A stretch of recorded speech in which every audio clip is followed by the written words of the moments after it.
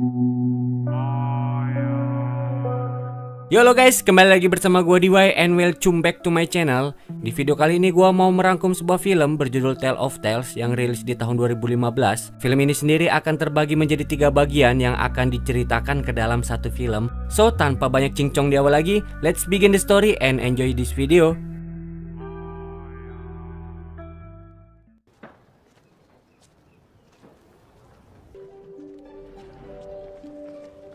Pada bagian pertama, cerita akan berfokus pada seorang raja dan ratu di sebuah kerajaan bernama Midgard. Pada awalnya kehidupan pasangan itu tampak hidup bahagia, tetapi kemudian kita mengetahui bahwa ratu ini menderita kondisi medis yang sangat langka yang membuat ia tidak bisa memiliki seorang anak. Melihat istrinya dalam keadaan seperti ini, maka raja memanggil dokter dan tabib terbaik dari seluruh dunia. Tapi sayangnya tidak ada satupun dari mereka yang dapat mendiagnosis penyakit misterius apakah ini sebenarnya. Please, my love. Please, my dearest, do not be upset. Meskipun begitu, raja tetap mencoba yang terbaik untuk menghibur sang ratu. Hingga suatu hari sang raja mengundang beberapa pemain sirkus ke istana, di mana tiba-tiba ratu memperhatikan bahwa salah satu dari pemain sirkus itu memperagakan tentang mengharapkan seorang anak. Melihat hal ini, sang ratu pun sangat murka dan dia menjadi sangat begitu marah. Sang raja yang tidak tahan melihat kemarahan istrinya bersumpah untuk pergi keluar dari kerajaan agar bisa memecahkan masalah ini. Akan tetapi saat hari mulai larut malam, seorang ahli nujum yang agak freaky tiba-tiba saja datang ke kastil, di mana dia mengklaim bahwa ia dapat memecahkan masalah yang dialami oleh sang ratu. Mendengar hal ini, raja pun kembali mengingatkan bahwa hal itu nggak mungkin banget ya kan. Soalnya udah banyak orang yang mencoba tapi semuanya sih malah gagal gitu loh. Akan tetapi ahli nujum ini dengan pedenya mengatakan bahwa ratu masih bisa melahirkan bayi dan menjadi seorang ibu. Tetapi itu kembali lagi pada seberapa jauh raja mau berusaha untuk percaya kepadanya. Sang ahli nujum pun mengungkapkan bahwa untuk melahirkan seorang anak maka butuh yang namanya pengorbanan. Oleh karenanya sang raja harus membunuh seekor monster laut yang nantinya jantung dari monster itu harus dimasak oleh seorang wanita yang masih virgin. Untuk kemudian masakan dari si wanita itu harus dimakan oleh sang ratu untuk menyembuhkan penyakitnya. Maka dengan ini si ahli nujum sangat yakin bahwa ratu pasti bisa hamil. Mendengar hal ini, raja pun setuju untuk memburu monster laut demi menyembuhkan istrinya. An act of courage and of sacrifice. Hunt down a sea monster. Singkat cerita, esok hari pun tiba. Raja yang memulai misinya dengan cepat menemukan si monster yang ternyata si monster ini sedang tertidur. Raja pun berjalan pelan mendekati untuk menyerang si monster. Namun si monster yang menyerang balik mengakibatkan sang raja juga mendapat luka pada bagian tubuhnya. Akan tetapi sang raja masih bisa melawan dan berhasil membunuh si monster.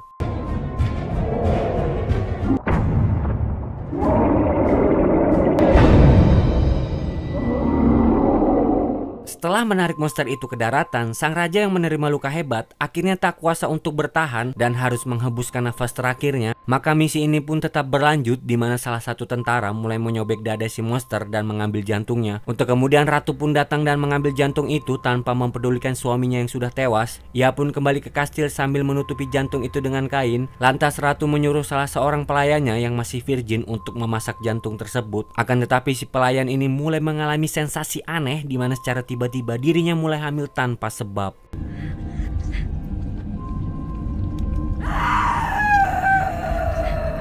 Sementara itu sang ratu yang juga mau makan jantung itu akhirnya mulai terjadi keajaiban karena sang ratu kini akhirnya bisa hamil. Pada titik ini kita pun akan melihat ketika sang ratu melahirkan, maka sama halnya dengan si pelayan tadi yang juga melahirkan, dan mereka berdua sama-sama dianugerahi seorang anak laki-laki, di mana sang ratu memberi nama Elias kepada anaknya, sedangkan sang pelayan memberi nama anaknya Jonah.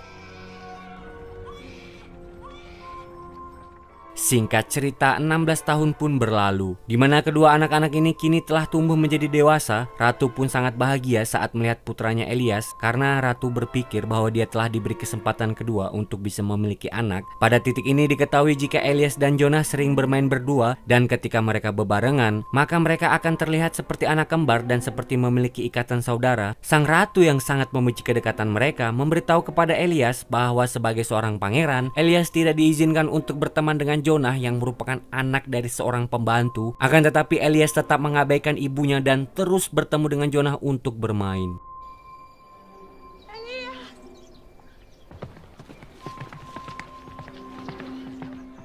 Dari sini kita akan mengetahui bahwa kedua anak ini memiliki kemampuan untuk bernapas di bawah air dengan cara yang tidak dijelaskan. Sementara itu di sisi lain ratu yang benar-benar murka karena Elias dan Jonah malah semakin dekat, akhirnya memutuskan untuk mengusir si pelayan beserta Jonah keluar dari kerajaan. Elias yang mengetahui hal ini berusaha untuk menghentikannya, akan tetapi sang ratu tetap kekeh buat ngusir mereka berdua. Your Highness, please. Jonah, what are you doing? Di saat akan pergi, Jonah mengajak Elias ke suatu tempat untuk kemudian ia menyayat akar pohon dengan pisaunya, di mana air mulai mengalir dari akar tersebut. Lantas Jonah memberitahu kepada Elias bahwa selama air ini berwarna jernih, itu menandakan jika Jonah pasti masih hidup dengan aman, dan andaikan air ini berubah warna merah, maka itu tandanya Jonah dalam bahaya. Setelah mengatakan hal itu, Jonah pun akhirnya pergi meninggalkan kerajaan.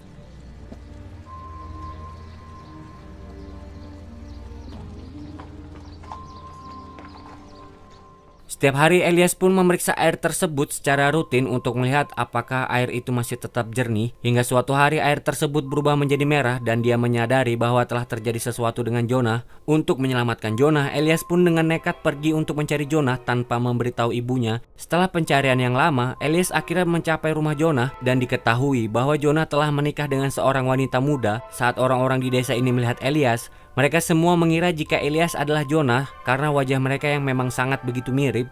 Dan dari sini Elias mengetahui bahwa Jonah telah pergi ke hutan 5 hari yang lalu dan belum kembali sejak saat itu. Hingga inilah alasannya kenapa orang-orang sangat bahagia saat melihat Elias datang, karena mengira jika Jonah telah kembali dari hutan.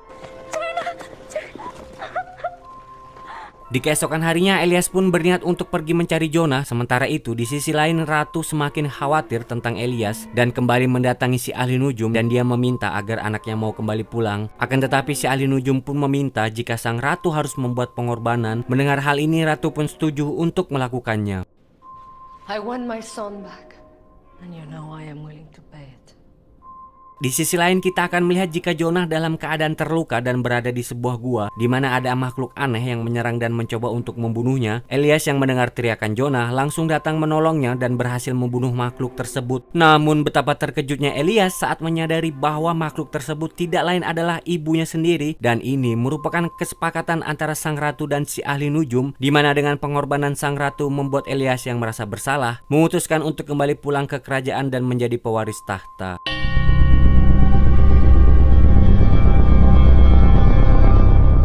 Di cerita kedua pun kita akan diperkenalkan dengan seorang raja dan dua wanita tua bernama Imah dan Dora. Diceritakan jika sosok dari sang raja adalah orang yang sangat bernafsu dan dikelilingi oleh banyak wanita. Namun di balik itu semua, dirinya belum menemukan satu wanita pun yang cocok untuk dinikahi dan menjadi ratunya.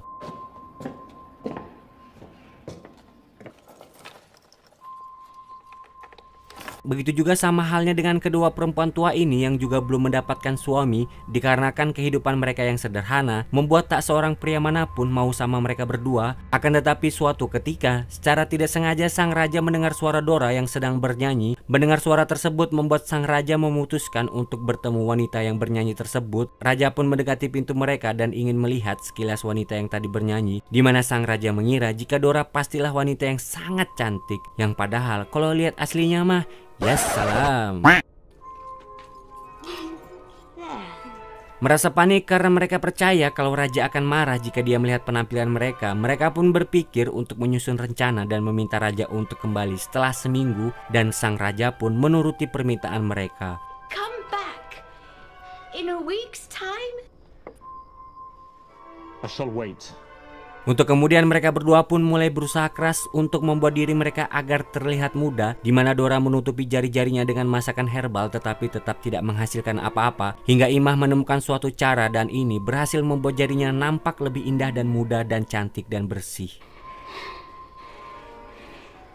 Setelah seminggu berlalu, raja pun kembali datang ke rumah mereka, di mana Imah hanya mengeluarkan jari dari sebuah lubang di pintu. Sang raja yang memang otaknya mesum malah menjilati jari Emma dan mengajaknya untuk bobok bareng. Namun di sisi lain, kedua saudara ini justru semakin ketakutan karena jika sampai raja tahu wajah asli mereka, maka bisa jadi mereka berdua akan dibunuh. Namun tercetuslah sebuah ide nekat, di mana Dora mengusulkan jika dia akan tidur dengan raja dengan syarat tidak boleh ada cahaya sedikit pun di istana sang raja, dan raja pun mengiyakan hal tersebut. Of course, my beautiful angel. Of course.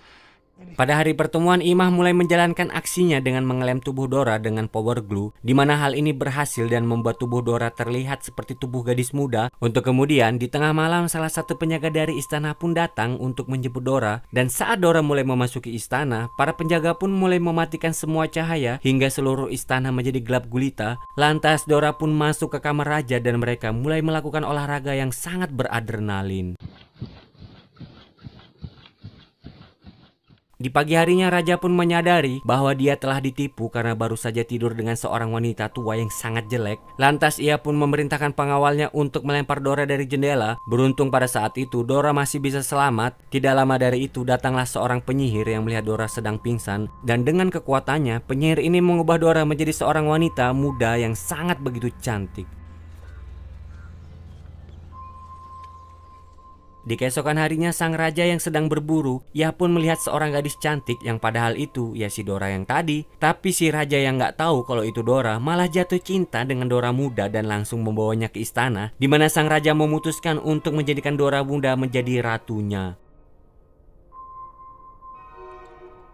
Lantas Dora yang ingat sama Imah menyuruh pengawal untuk mengundang Imah ke pernikahannya, di mana Imah yang bertemu dengan Dora sangat begitu kaget saat melihat penampilan Dora. Lantas Imah pun bertanya, gimana tuh caranya biar bisa muda dan cantik kayak gini? Tapi Dora yang gak mau kesaingin malah berbohong dengan menjawab bahwa dia telah mengupas kulit lamanya, di mana Imah percaya dan menganggap itu benar.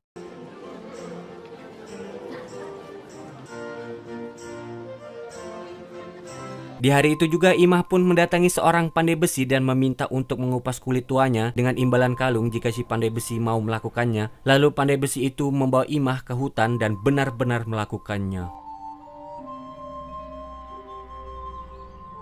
Di adegan berikutnya Imah kembali ke istana dalam keadaan sekarat, yang mana dalam tujuannya akhirnya ia meninggal tepat di halaman istana. Sementara itu saat pernikahan sedang berlangsung, Dora mulai menyadari jika kini kulitnya mulai tampak keriput. Sadar jika dia akan kembali menua, Dora pun melarikan diri dari kastil yang berujung batalnya pernikahan tersebut. Dan cerita bagian kedua pun berakhir. Di cerita bagian ketiga atau yang terakhir, lagi-lagi kita akan diperkenalkan dengan seorang raja yang memiliki sifat aneh setelah ratunya meninggal dunia, di mana sang raja juga memiliki seorang putri yang belum menikah bernama Violet. Suatu hari raja melihat seekor kutu di tangannya yang sedang menghisap darahnya. Alih-alih membunuh itu kutu, si raja malah ngebiarin si kutu menghisap darahnya sendiri. Untuk kemudian sang raja menyimpan kutu tersebut di dalam kotak kaca dan membiarkannya menghisap darah dari sang raja setiap hari. Singkat waktu, kini kutu itu telah tumbuh menjadi besar, dan di sisi lain, Violet yang telah tumbuh menjadi wanita muda yang cantik selalu memimpikan seorang pangeran yang datang untuk menikahinya. Akan tetapi raja yang tidak terlalu peduli dengan putrinya lebih memilih untuk sibuk mengurusi kutu peliharaannya, dan sayangnya suatu hari kutu tersebut tiba-tiba sakit dan berujung mati, yang dimana hal ini membuat sang raja sangat begitu bersedih.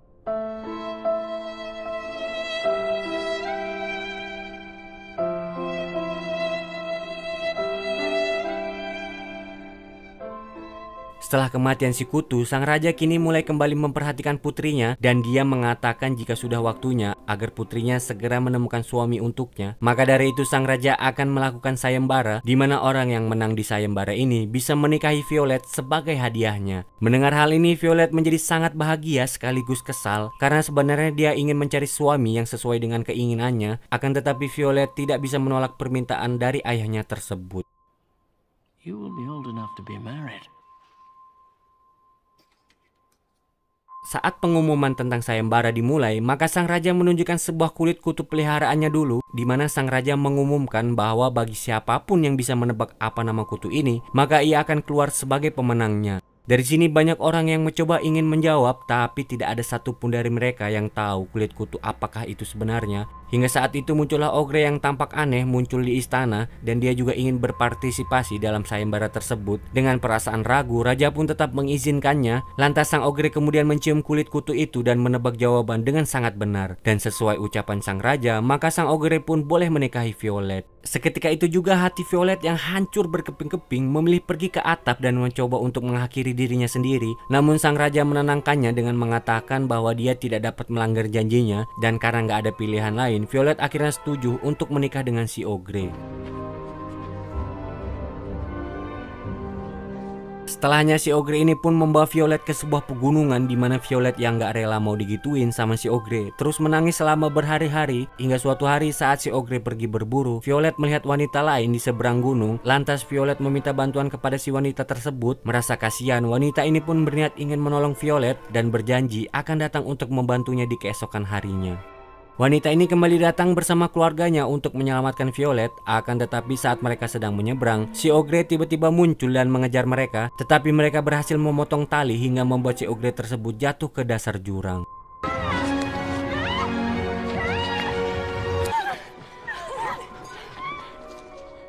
Dikira sudah modar, si Ogre ini ternyata masih hidup dan menyerang dengan brutal orang-orang yang sudah menyelamatkan Violet. Violet yang ketakutan pun langsung melarikan diri. Si Ogre yang mengejar Violet ke dalam gua berhasil menemukannya dan memeluk Violet dengan lembut. Violet yang berpura-pura baik tiba-tiba menusuk leher si Ogre dengan pisau yang kali ini benar-benar membuat si Ogre ini modar. Selanjutnya Violet kembali ke istana dengan membawa kepala Ogre yang sudah terpenggal, di mana Violet mengatakan jika ini adalah kepala suaminya yang telah dipilih raja untuknya. Sang raja yang ketakutan akan pemandangan ini langsung berlutut meminta maaf kepada Violet. Di akhir film kita pun akan melihat jika Violet kini telah menjadi ratu kerajaan.